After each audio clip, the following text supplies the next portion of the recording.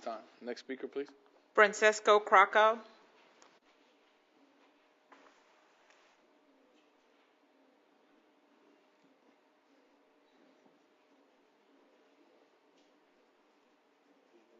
Thank you, City Parish Council members, for allowing me to speak.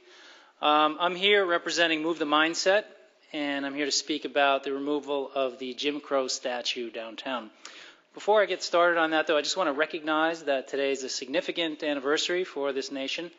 Most Americans celebrate July 4th as Independence Day, but as we all know, July 4th was not the day of independence for Americans with dark skin. Right? African Americans were not set free on July 4th.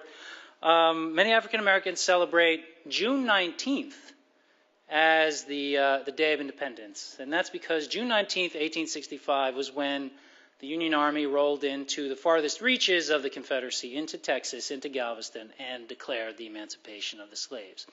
That day is otherwise known as Juneteenth. So I just want to put on the record that today is the anniversary of another American independence. Okay. The campaign to move our Jim Crow Confederate statue began 3 years ago, long before most southern cities were even thinking about statue removals. We were ahead of the pack. Since then, many southern cities have removed their statues. I'm just going to name them, some of them.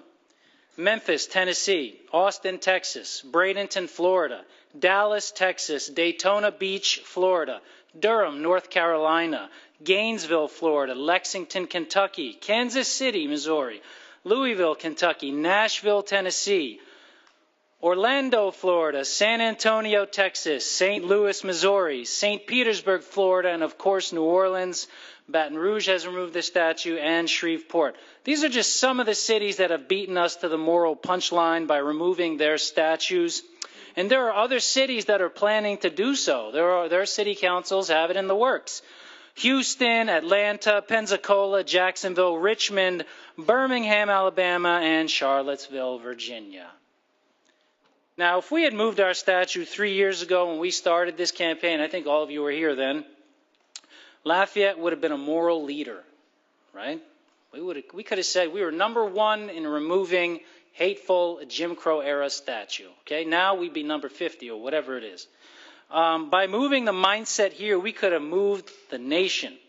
But sadly, we were blocked by an unjust injunction and a century of prejudice. Other cities took the lead, and we fell behind. The issue of Jim Crow Confederate statue removals is no longer as controversial as it was 3 years ago. It's not a controversy anymore. Today, removing these statues is no longer a moral hazard. It's a moral necessity. The question for us is not if, but when. Many people ask us why we call it a Jim Crow statue. Jim Crow is the name given to the period between Reconstruction and civil rights, roughly 1878 to 1954, which marks the beginning of the civil rights era.